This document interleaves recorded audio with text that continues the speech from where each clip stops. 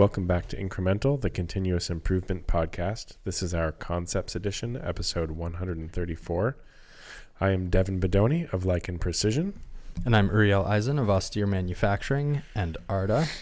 And today's quote, it's not an exact quote, but just rereading Beyond the Goal by Eliyahu Goldratt. And he had a section asking, can you think of machines or personnel in your business that are better idle? And because a lot of people seek to optimize uptime. And he said, if you're having trouble of thinking of something, think of the fire department in your local town. You pay their salary, you pay for all their equipment, but you don't actually want a bunch of fires in your town so that they can be busy. Yeah. It's better if they're idle. Yeah.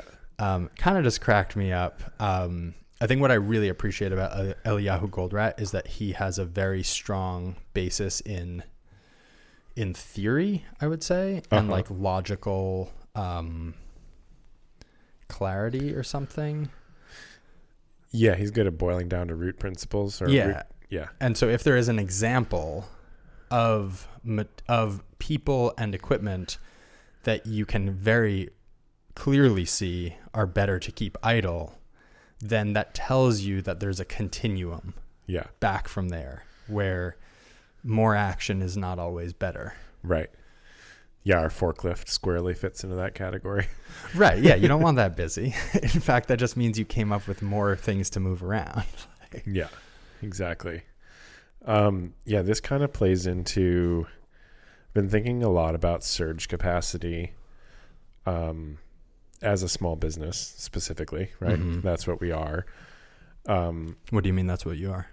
I run a small business. You run a small business. I thought you meant you are surge capacity as a small business. Okay. Yep. But we had 2 extremely busy months. Very challenging for everybody. We got through it effectively.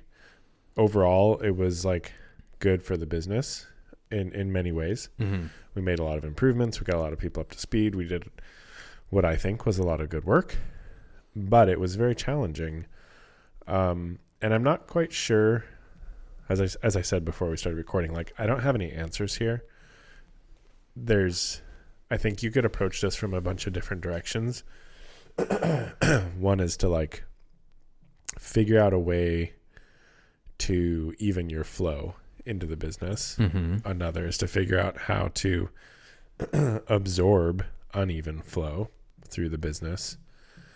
And when you brought up this quote of having like equipment or personnel that's better idle, that's the first thing that kind of came to mind was like, having a machine that sits there except for when you absolutely need it. Right. But then how do you systematize that? Because as a small business when you're consistently sort of like reaching beyond your capacity, like by nature, right, it's very hard to have a machine sitting there or a person sitting there and just be like, no, that's cool, just chill. Right. Your time will come.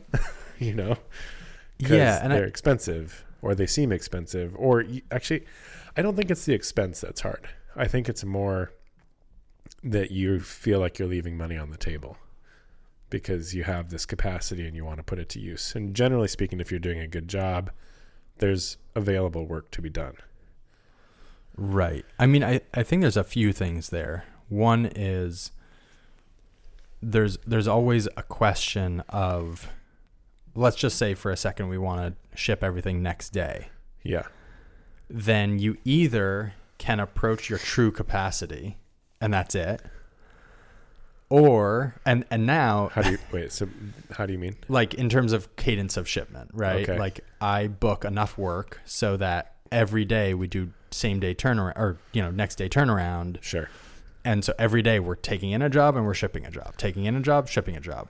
But now that means that if someone gives us a slightly bigger job, now our queue just grew and we're never going to catch up. Yeah. Theoretically. Yeah. Now you can find flex in capacity, like keeping people longer hours, right? Yeah. You coming in as the owner on the weekend. It's my go-to.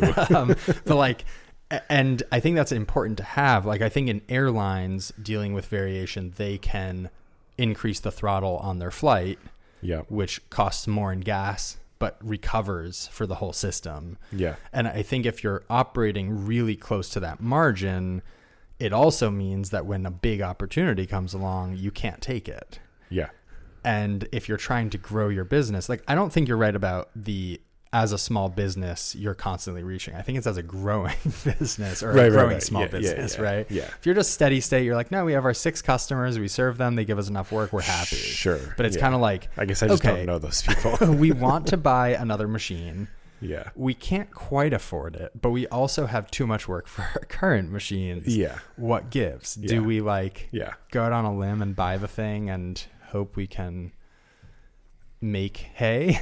Or do we push ourselves into the weekends and into longer hours and get flex that way? Like, I think there's a flex question. I think then there's also a separate question, maybe. It's not exactly a separate question. I think one option is to aim for lower than 100% utilization intentionally and build in that flex and understand that you can sell that flex for more money, or that it can help you get to, I don't know, but you're still looking at that flex going like, that's money. Yeah. Well, and then as soon as you have that, like, sell that flex for money lever to pull, right, you just start pulling that sucker, you know? Right. And do you, I guess, so it's like a slot machine that actually pays.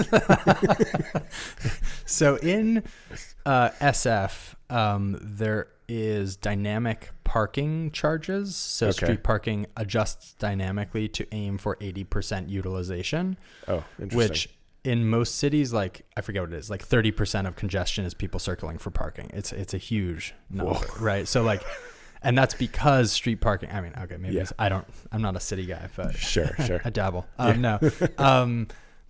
Because street parking is way below market rate, and that's why everyone's looking, because market rate is what you pay at a parking garage.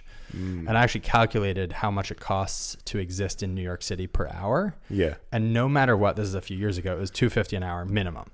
And that's what you're paying if you're renting an apartment, and an apartment is whatever square footage stacked, let's say 5 to 10 apartments high, right? So you're the square footage of a car stacked 1 high, like the square footage of that per hour is so far below market rate. Or you can sit in a cafe and order a coffee every now and then, right? Sure. Yeah. So it just costs that. But I wonder if you could think about, you have to eat. I wonder if you could think about sort of dynamically, like that flex you'll only sell for a premium, kind of, you know what I mean?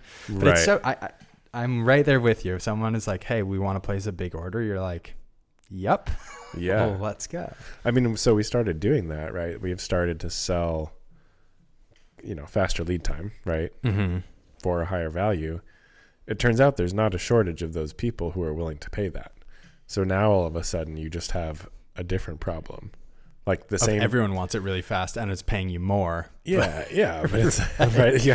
Everyone wants to cut the line. Yeah. You haven't solved the fundamental issue. And if everyone's special, no one is. Yeah. I mean, I do think, I don't know in any way how you would apply this. I do think, having listened to Critical Chain a couple weeks back, like their buffer build-ins and like how they think about it, I think there is something there to be learned and gleaned and applied here, which is, it could just be the problem is me, and I'm like always reaching and over committing the business. Right. This is very possible. Yeah. And so maybe if I, have to do like anytime I'm going to say we can do 5 days, I actually have to add 30% or something. And that's as much as I'm willing to commit as someone doing the quoting. Very quick aside. Yeah. It occurs to me, if you're charging more for expediting, but you're not actually paying more to expedite, maybe that tells you something. Right? Like you should be paying overtime, or you should be paying, do you know what I mean? Uh-huh. Otherwise it's kind of like, sure. And if you had those levers to pull, actually you might do a lot more of that work. You mean like, I was just like a programmer for hire that you have a relationship with who knows how to program for your machines. Sure. Or people who are happy to work overtime or something. And for whatever, 1.5 or 2 or something. Interesting. That's an interesting sort of lens to, because otherwise you're just saying like, pay me more, which I totally get, right? Like there's more risk, there's more of a lot of things. Yeah. But it's sort of like pay me more to stay late or pay me more. Otherwise it's sort of a little artificial. It's a little artificial. Really, like it is pay me more to be willing to do something that most of the vendors won't do. For sure. And Or when something can't. goes wrong Or can't and deliver. you have to start overnighting stuff or working through your weekend instead of hanging out with your family, like Yeah. It's real. Yeah, I mean, yeah. there's a lot of real genuine costs that are incurred, that are passed through. A lot of them are intangibles a little bit, like what you're talking about. Yeah. But tying it back to some sort of tangible is, I think, a worthwhile mental thought experiment at the very least, to sort of figure out how to quantify it. Yeah, even if it's like I'm going to pay myself overtime to work on a weekend. Yeah. And it's like, oh, this has a big cost. Yeah. Well, and I think also when you try and tie back to tangibles, even as a thought experiment, often it kind of opens the door to a pathway, because once it's tangible, you can then walk over to somebody else and be like, hey, you want to do this thing? I'll give you this. Right. And that can potentially open a door for flex capacity. There's always the fundamental that like people don't, right? Like people are not 10-hour units that you can just grab and use as needed. Like they have requirements that tend to scale on a person by person basis, not a partial person basis or whatever. So I'm not sure what you mean. Like you can't just have somebody sitting in the wings. Well, you can. You have to pay them full time. Yeah. But you can't just have someone sitting in the wings who's going to prioritize 10 hours a week for you, but does 30 hours a week for somebody else at the same cost, right? Like you either have to pay them a bunch more to prioritize your work, like a retainer model or something. Anyway, it's just, it comes back to that sort of problem. For sure. Yeah, it's a tricky problem. We're sort of bumping up against that. You sent me a screaming deal on a CNC, which was very tempting. I think I'm going to have to pass on it, but if you're going to pass on it, we should mention it here so somebody gets that deal. Oh yeah. It's an R650, fully loaded, 0 spindle hours, twin rotaries for like $100,000 off or something. I don't know if it's quite that much. It's probably an easy significant. $60,000 off. Is it just 60? Well, maybe more. I mean, just 60. It's quite a bit of money. Probably like a quarter off or more. We are getting close to like the limits of our machine sometimes.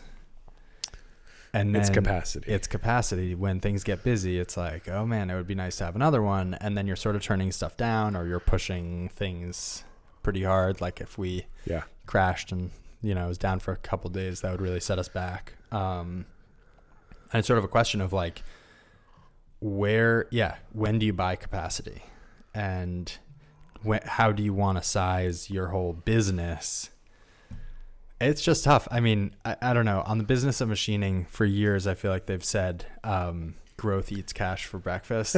And I feel like before running my own business of this kind, I didn't really understand that.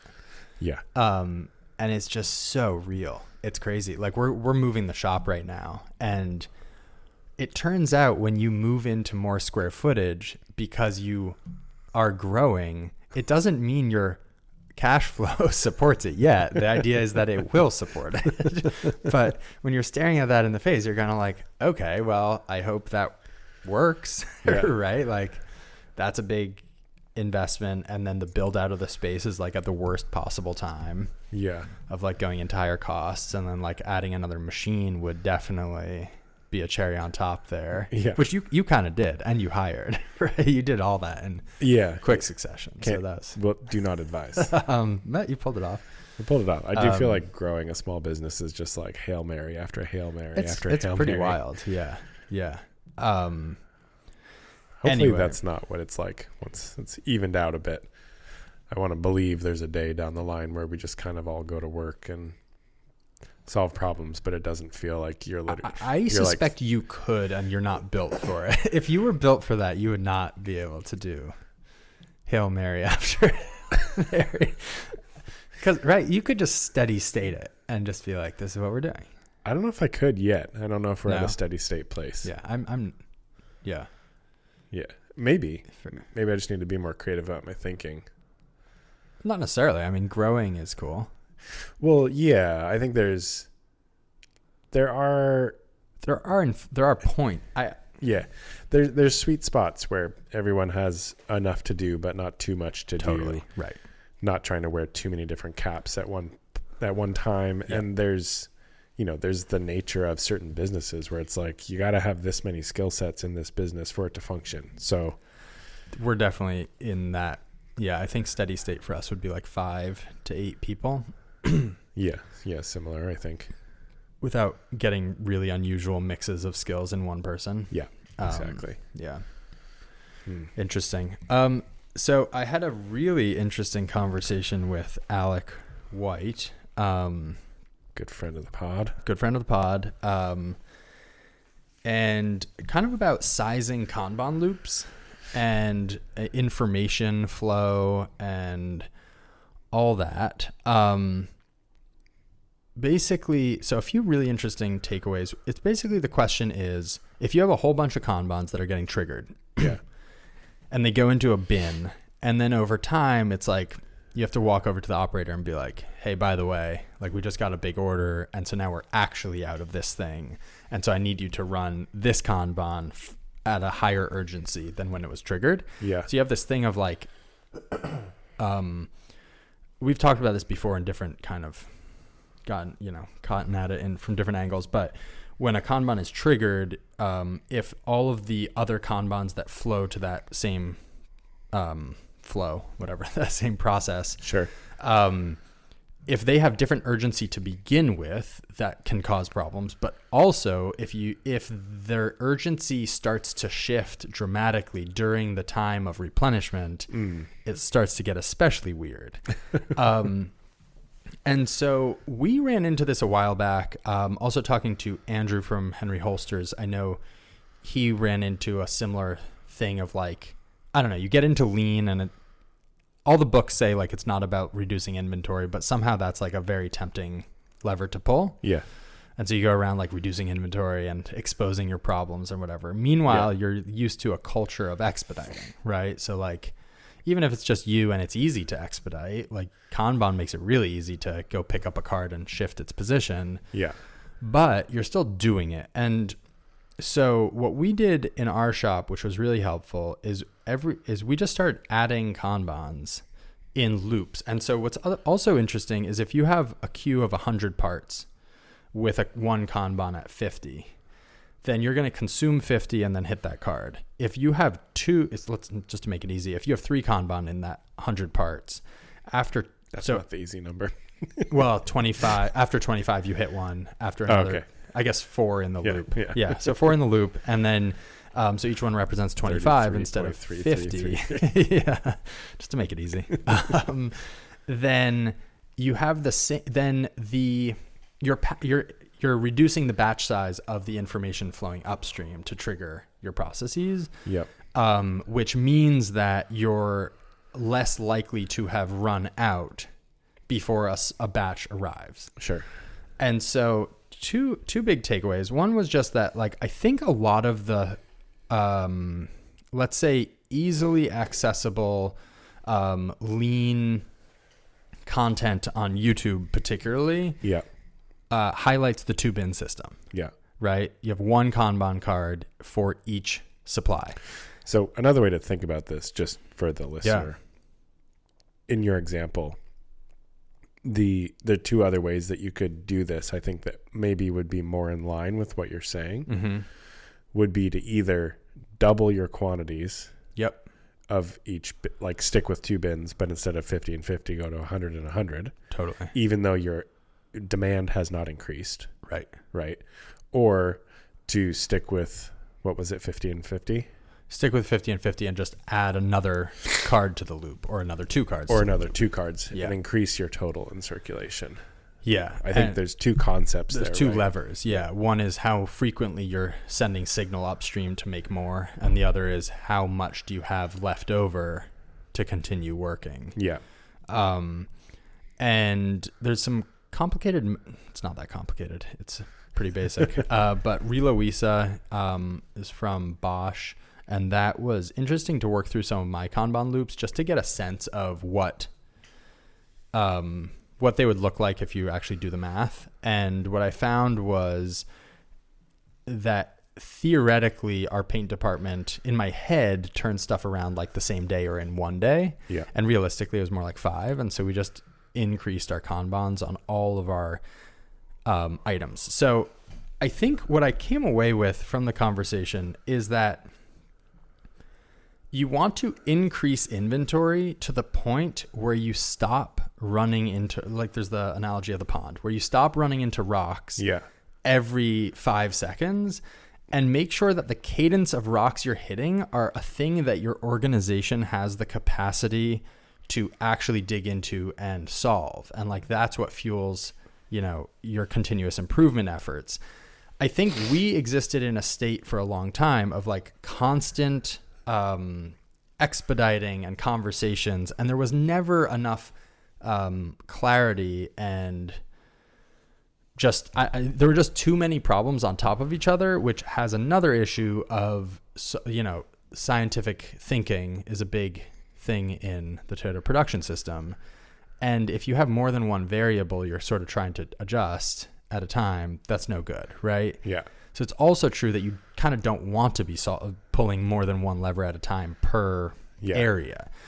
I thought of another sort of analogy, like the pond with rocks is really, it's good. But if you sort of start thinking about Kanban systems or pull systems in general, doesn't have to be Kanban, as being sort of a nervous system, a way of dealing with information flow within a business, I think you can sort of think about it as like when it works right, it's like your eyes see, or your stomach says, I'm hungry. And then your eyes see a bag of chips and then tell your hand to go open the chips and put some in your mouth, right? Right. The system is not overloaded. Yeah. When all of a sudden the system is overloaded, it's like you're hungry. You stepped on a thistle. You're getting stung by bees. You also are really exhausted and you need to go to sleep, and someone's hitting you in the back while your toddler is screaming at you to get them food. And it's like in that state, you have no capacity to even do the basic work, in addition to also figuring out, why is your toddler screaming? Why am I getting stung by bees? Right. And taking like really good notes on how you would do it differently next time. Yeah, exactly. And so instead you're just having the bee stings, and probably to complete the small business analogy, your hair should be on fire. Yes, exactly. No, that's kind of it. It's like, on the other hand, if you're walking, just happily walking, and you step on a thorn, you can like sit down, have a look at the thorn, figure out like why it hurt, et cetera, et cetera. Yeah. How to not step on a thorn again. Yeah. And I think that we are making more progress now, and it feels less. Okay. So did you increase your inventory, like your Kanban loop sizes? Because we talked about this many months ago. Yeah. And every time we hit a problem, we do the exact opposite of what is in all of those books, and we just add inventory to hide that problem. And what it's allowed us to do is to think deeply about how the process works, and to actually deal with, for example, we had a quality issue on one of the parts. Not only did we fix the quality issue, we then had time to kind of go like, okay, how are we going to prevent this from happening again? Yeah. And there's just a little bit more slack, and the solutions I feel like are bigger, more process oriented solutions, and are more sort of thoroughly implemented in a funny way. We've released a lot of new products, which, why do I say that? I think it's because that is a better lever for our business to pull at this point, I think. Than refining your processes to the nth degree. Yeah. And also then like giving ourselves the challenge of operating on extremely minimal inventories. Yeah. Right? Like if I'm in the middle of R&D and this would happen regularly, where Sam would be like, hey, really need those orange cams like today. Yeah. Like I can't ship a lot of orders. And now that doesn't happen. Right. And I think the danger would be continuing in that and being like, oh, our conclusion is inventory solves our problems. It's like, no, inventory hides our problems. Right. But as a team, we just don't have the capacity to stare every single one of our organizational problems dead in the face all at the same time. Yeah. Well, it usually only hides them for a bit too. So you can also think about it as like cadencing your problem exposure. I think that's exactly it. So as you reduce your inventory, you can, if you're having zero problems, and actually in saying that, Toyota sort of talks about that. Like you guys aren't pulling the andon enough. Right. Let's reduce your inventories. Yeah. Right. Like and they have a very high appetite for problem solving. Yeah. Which is a huge advantage.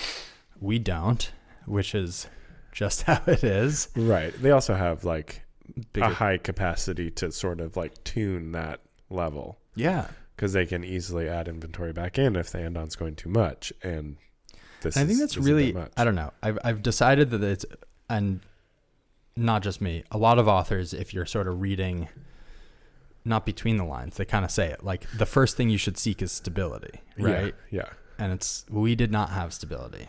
I don't know who has said this, but like stability is the backbone of throughput. Yeah, like stability and availability. And if you move to single piece flow without those two, you have like 90% downtime. And so we were making up for that with like overtime. Gymnastics. Yeah. And so maybe the one other thing is just that maybe the biggest waste is experiencing the downsides of an issue without actually implementing a solution. Because then the price you're paying for all future, not having that problem is having it once, which I think is the power of continuous improvement, is that, that compounding effect of implementing solutions to problems.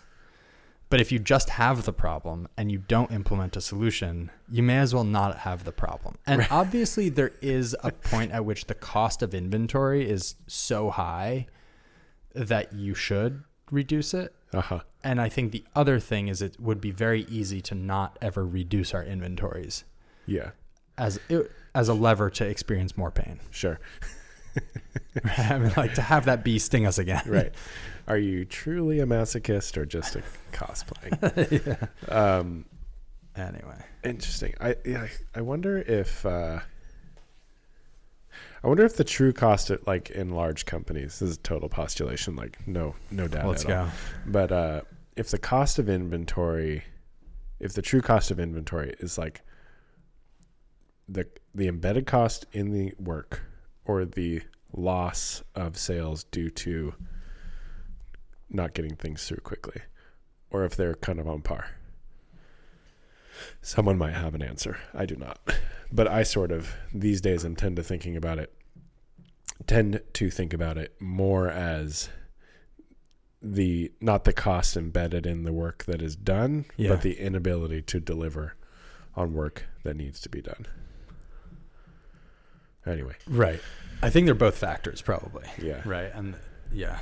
Sort of playing along on that nervous system and like increasing buffers. We have this like very common routine that happens where, similar to what you're talking about, sort of expediting or even just discussing really, where we like say we have a job that goes onto one machine, then it will need to have a second operation done on another machine. Mm-hmm. We'll release it to the floor for job one or operation one. And then there will be this discussion between shop floor and programmers or whoever, me usually, of like, okay, where should we fit this in to the flow, the rest of the flow of things that are coming down the pipe. And it just occurred to me the other day that like usually that means we're delaying delivery of whatever that one job is. Mm-hmm. So we're like trying to overlay sort of a priority rubric on these jobs. Oftentimes I'm not sure it really is beneficial in terms of like what ends up moving quicker. Like we might just be delaying everything, like the multitasking sort of example in critical chain, where you have like task A and task B. If you do half of task A and then switch to task B because it seems urgent, and do half of task B, and then you switch back to task A and do the other half, and then the other half of task B, you've actually like doubled the length of delivery for both of them. So anyway, we've just been discussing having there be the only real link between like the programming side of the shop and the shop floor being the board where things get stuck. Mm-hmm. And then once they're on the shop floor kind of does with them as they please until they're done, instead of trying to recirculate them sort of back into the programming queue. Why would it go back into programming? You release like part 1 of the job to the floor and then release part 2? Yeah, we have done that. Gotcha. And so this change you would only release to the shop floor once both are ready? Yeah. Interesting. I mean, there's sort of arguments for both because you're essentially increasing your batch size before passing it to the next part of the process. Absolutely. Yep. And you're getting like, I guess you're standardizing your process. We're standardizing our process and we're reducing the need for communication. Right. I'm not sure if it will be better. Really, my thought was like, okay, if we make the link between the two strictly be this board and like sort of trust in the pole network as our communication network. Yeah. It might work, but likely it won't. And we'll have to figure out what that looks like and how do we solve the issues that do come up. Like already immediately I'm like, okay, so the shop floor is going to need their own way to manage this little cycle, right? Because there's still somebody you have to designate. Yeah. I think it is comforting to know on one hand that the job shop problem is it's like the traveling salesman problem in like computer science. Remind me. You have to do a complete calculation of all routings and then compare them to actually find an optimum. It's not a convex or a concave system where you can just find the global optimum. Oh. So computationally, you have to run. I'm sure you can eliminate a large majority just based on like general parameters, right? Don't do this and then that one and then this other one. Yeah. But yeah, so that is just to say this is a famously difficult problem. And so I feel like that is comforting on one hand. Right. We're not just stupid. Right. Something that made me think of, I forget if we mentioned this, I had the opportunity to talk to the ex-CEO of a big company. I think they did, well, anyway, who implemented the Toyota production system. They used TSSC, which is Toyota's. Yeah, what does that stand for again? I'm gonna look it up. Forget. So they brought in TSSC. He read the Toyota Production Way. System Support Center. Yeah, so they came to be because Toyota wanted a group to help their suppliers be able to support the Toyota production system. Yep. And then they realized they could actually, hire them out to other people. Yeah. So he brought them in. It was interesting hearing his different thoughts on how to implement lean and pull and all that stuff.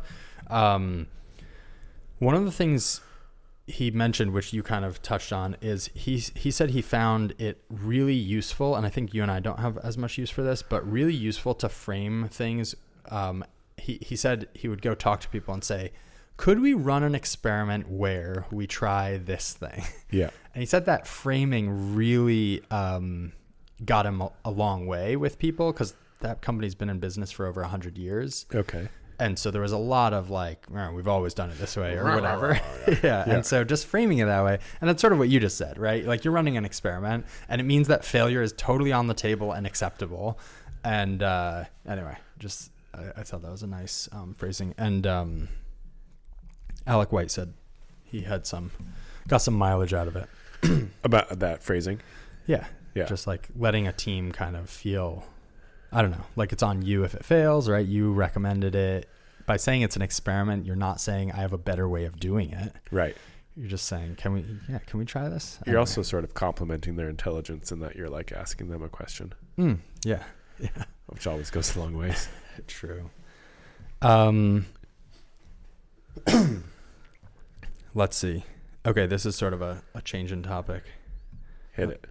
So we had an issue with our hot end on the Bamboo 3D printer. Yep.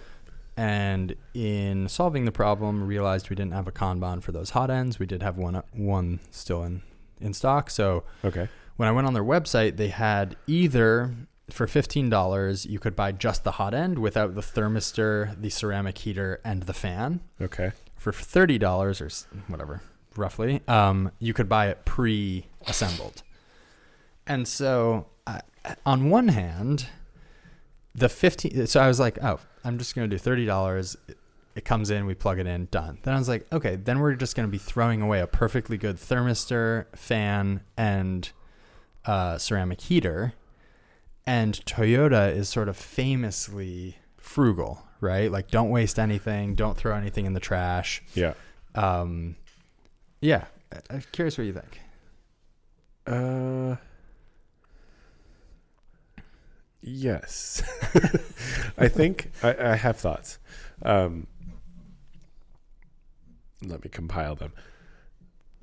I think it comes back to resource availability, not the resource of the thermistor, but the resource of like an effective storage solution system, labor that's accessible and can be deployable.